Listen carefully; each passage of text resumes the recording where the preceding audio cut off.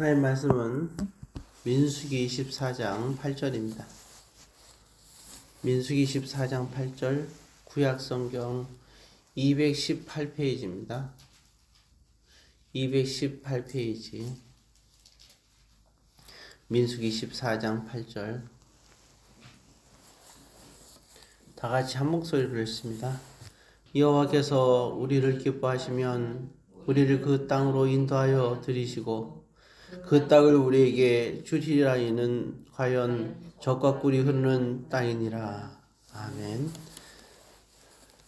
사랑의 아버지 하나님, 오늘도 주님의 귀한 은혜의 시간이 되게 하여 주옵소서. 예수님의 이름으로 기도드립니다. 아멘. 하나님의 인도하심, 그리고 또 인도하셔서 정말 젖과 꿀이 흐르는 땅을 늘 허락하셨던 하나님이십니다. 그래서 하나님의 인도하심을 받는다는 것은 참 영광스럽고 놀라운 일이라 아니할 수가 없습니다. 근데 단 하나님의 인도하심을 받으려면 오늘 본문에서는 조건이 있습니다. 뭐뭐 하면 하고 나오는데 여호와께서 우리를 기뻐하시면 이게 참 중요한 것이죠. 그리고 또 하나님이 기뻐하셔서 우리에게 주는 땅, 그리고 하나님이 기뻐하지 않아서 우리에게 주는 땅, 젖과 꿀이 흐르는 땅이라고 그러는데 하나님이 보실 때 젖과 꿀이 흐르는 땅하고 사람이 볼 때 젖과 꿀이 흐르는 땅이 다릅니다. 아브라함하고 조카 롯이 서로 이제 사람도 많아지고 가축도 많아져서 이제 서로가 분리해야 될 상황이 있을 때 아브라함은 조카 롯에게 먼저 양보를 하게 되죠. 그래서 롯이 가만히 보니까 기름진 곳을 찾아요.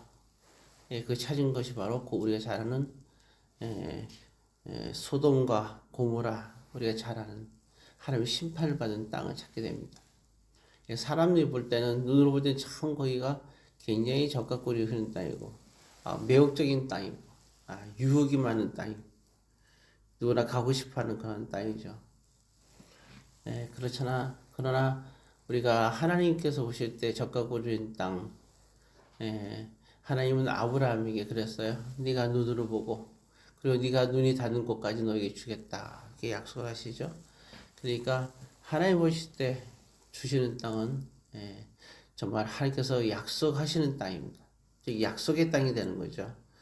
자, 이와 같이 우리는 인생을 살면서 하나님의 약속의 땅을 우리는 젖과 꿀이 흐르는 땅으로 살 것이냐, 안 그러면 정말 우리가 사람이 볼 때 롯과 같이 소돔과 고모라와 같은 젖과 꿀이 흐르는 땅을 우리는 살 것인가. 하나님, 우리가 그래서 하나님의 인도하심을 받을 때 사람들은 저마다 마찬가지예요. 다 자기 생각대로 길을 걸어갑니다.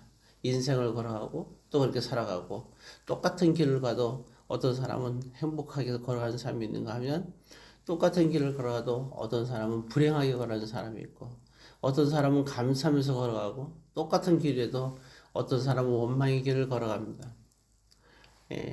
똑같은 길을 걸어도 어떤 사람은 하나님에 대한 믿음으로 걸어가고, 어떤 사람들은 또한 자기들의 생각과 원망으로 살아가기도 합니다. 그건 광야에서 보여준 아주 대표적인 일들의 일부분에 불과한 것이죠. 자, 어찌되었든 중요한 것은 우리가 하나님이 인도하는 땅으로 갈 때 정말 하나님이 보실 때 젖과 흐르는 땅으로 우리는 걸어가는 것이 중요하고, 또한 현재 저와 여러분들도 하나님의 그 땅으로 걸어가는 과정이 있는 것이 중요합니다. 우리는 어느 땅의 가운데 서 있는가? 단 조건이 뭐냐면, 우리는 신앙생활 할 때 근본적인 것을 우리는 물어야 돼요. 과연 나는 오늘도 내가 기뻐하기 위해서 이 자리에 서 있는가? 또 나는 기도할 때, 신앙생활 할 때 내가 기뻐하기 위해서 서 있는가? 내가 기뻐하지 않으면 예배가 실패한 것이고, 내가 기뻐하지 않으면 나는 기도가 실패한 것이고, 내가 기뻐하지 않으면 하나님에 대한 찬양이 잘못된 것이고, 내가 기뻐하지 않으면 나의 오늘 삶은 아무 의미가 없는 것인가? 그러나 주제가 달라요. 오늘 하나님의 인도하심을 걷는 약속의 땅을 걸어가는 사람들은 내가 아니라 여호와께서 이렇게 시작됩니다. 여호와께서 우리를 기뻐하시면 민수기는 모세가 기록하게 됩니다. 모세는 이렇게 기록하고 있어요. 여호와께서 우리를 기뻐하시면 참 그러한 글을 쓰기가 쉽지가 않고 또 이러한 성경을 기록하기가 쉽지 않습니다. 이게 바로 모세의 신앙이에요. 모세의 가장 근본, 신앙생활의 가장 근본은 항상 생각할 때 하나님이 기뻐하실까? 그리고 하나님의 기쁨이 곧 나의 기쁨이 되어야 되는 것이죠. 하나님의 슬픔은 나의 슬픔이 되는 겁니다. 우리가 어떤 길에 있다 하더라도 수많은 백성들이 모세를 원망할 때에도 수많은 백성들이 돌을 들고 모세를 죽이려고 했을 때에도 항상 그때도 모세는 당당했고 그리고 모세는 항상 감사와 기쁨이 넘쳤습니다. 그리고 한 번도 백성들 때문에 낙심한 적이 없어요. 그리고 백성들에게 정말 개인적인 성냄이 없었어요. 왜냐하면 늘 항상 그럴 때에도 백성들에게 하나님을 원망하고 할 때도 너희들은 잠잠하라. 그리고 하나님께서 하신 일을 보라 그랬습니다. 어떻게 그런 말이 가능할까요? 백성들이 원망이 심하고 그리고 심지어는 막 이제 반역하고 할 때 모세는 기도했습니다. 그리고 그는 그런 말을 했어요. 그럴 때 그의 마음속에 생각하기를 하나님께서 기뻐하시는 것이 무엇일까를 생각했습니다.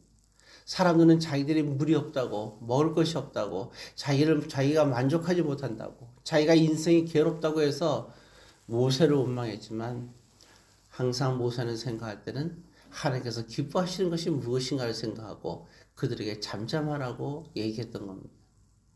그것이 우리가 신앙생활의 모세와 백성들의 차이였어요. 그러면서 9절에 보면 다만 여호와를 거역하지 말라 이렇게 시작하고 있어요. 자, 이제 오늘 말씀을 마칩니다. 우리의 신앙의 근본은 제일 먼저 생각할 때 과연 하나님께서 기뻐하시는 것이 무엇인가? 그리고 나는 오늘도 하루를 살아가고 그리고 신앙생활 할 때 하나님이 기뻐하시는 것을 위해서 그렇게 살아가고 있는가? 그리고 또한 언제나 무엇을 하든지 간에 하나님이 기뻐하시는 것에 나는 초점을 맞추고 그렇게 살아가는 거. 내 인생의 목적이 나의 행복인가? 아니면 하나님을 기쁘시게 하는 것인가? 정말 나의 가장 최대의 행복은 하나님의 기뻐하신 곳에 있는지, 안 그러면 내가 잘 되고 내가 행복하고 만족하고 기뻐한 것에 있는지 우리 자신을 살펴보고 정말 우리가 내 자신을 위해서 우리가 그렇게 지금까지 중심이 돼서 내가 주인공이 되어 살아간다면 우리는 마치 피조물이 아닌 하나님의 창조주로서 어쩌면 선인지도 모릅니다. 우리는 우리 자신을 알아야 돼요. 창조주는 하나님이고 나는 하나님에 의해서 만들어진 피조물이라는 사실을 알고 하나님께 순종하면서 그래서 감사하며 살아갈 존재고 하나님이 기뻐하시는 것이 곧 나의 삶의 기쁨이 될 수 있어야 됩니다. 모쪼록 하나님의 기쁨을 위해서 살아갈 수 있는 근본적인 믿음을 갖고 살아가는 믿음의 성도들이 다 되시기를 주의 이름으로 권면드립니다.